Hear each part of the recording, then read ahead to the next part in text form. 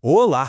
O nome Microsoft Excel todo mundo já ouviu falar, né? Mas a real é, será que a gente entende o poder que se esconde ali por trás daquelas grades? Pois é, hoje vamos desmistificar essa ferramenta de uma vez por todas e mostrar que ela é bem mais acessível e, olha, muito mais poderosa do que parece. O nosso roteiro aqui é bem simples, bem direto ao ponto. Primeiro, o que é o Excel afinal? Depois a gente vai dar uma olhada na anatomia da planilha, sabe? Ver do que ela é feita.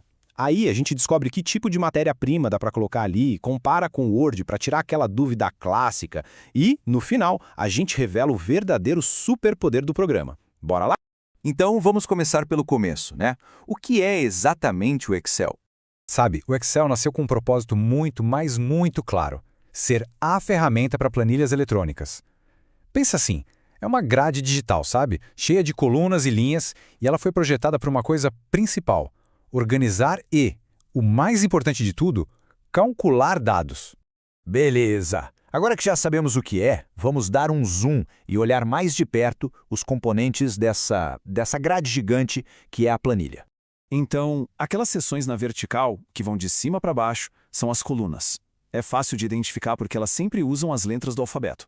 A, B, C e por aí vai. E aqui, aqui já vem a primeira surpresa sobre o tamanho da coisa.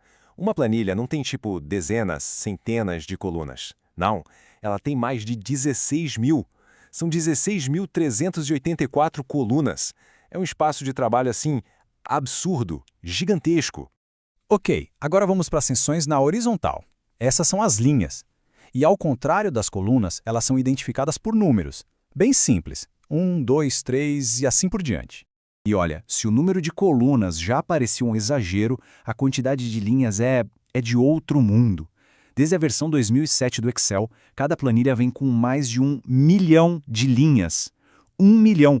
Isso dá uma noção do volume absurdo de dados que essa ferramenta consegue aguentar. Certo. E quando uma coluna e uma linha se cruzam, o que acontece? Ali, naquele ponto de encontro, a gente tem a unidade básica do Excel, a célula. Cada um desses retângulozinhos na grade tem um endereço único. Por exemplo, se a gente pega a coluna J e cruza com a linha 14, pronto, temos a célula J14. É igualzinho a um sistema de coordenadas. Ok, então a gente já entendeu a estrutura colunas, linhas, células. Mas a pergunta que fica é, o que dá para colocar dentro desses retângulos, afinal? E a resposta é, basicamente, qualquer tipo de dado que se possa imaginar.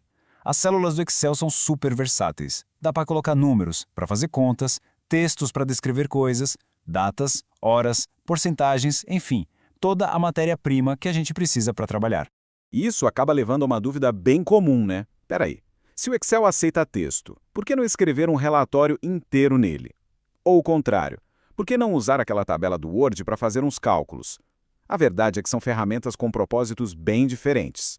A diferença principal está no foco de cada um. O Word, ele nasceu para trabalhar com texto. A praia dele é criar documentos, formatar parágrafos, organizar o layout de uma página. Já o Excel, ele foi construído para lidar com dados organizados, com dados estruturados. E o mais importante, para fazer cálculos com esses dados. E essa especialização, olha, faz toda a diferença. Claro que dá para criar uma tabelinha simples no Word, sem problema, mas o Excel é um programa específico, dedicado só para isso. Ele tem um arsenal de recursos para manipular dados que, sinceramente, não tem nem comparação. Beleza? E agora a gente vai juntar todas as peças. Chegou a hora de falar do verdadeiro poder do Excel. E é algo que vai muito, mas muito além de ser só uma grade para organizar informações. O caminho para descobrir esse poder é até que bem simples. Primeiro, a gente coloca os dados nas células. Depois, aplicamos o que chamamos de fórmulas e funções para processar esses dados. E o resultado final? A automação. Automação de cálculos, de processos inteiros. E é aqui que está o pulo do gato. A principal função do Excel não é só guardar informação. O propósito real dele é automatizar tarefas. Pensa bem, cálculos, jeitos de organizar textos, arrumar datas, qualquer processo que seja repetitivo pode ser automatizado. A ideia é fazer a planilha trabalhar para a gente e não o contrário. Isso tudo leva a uma reflexão final. Agora que os componentes básicos e o propósito do Excel ficaram mais claros, fica a pergunta no ar. Que tarefas do dia a dia, sabe, seja no trabalho ou na vida pessoal mesmo, poderiam ser automatizadas com o poder de uma simples planilha? Fica aí a provocação.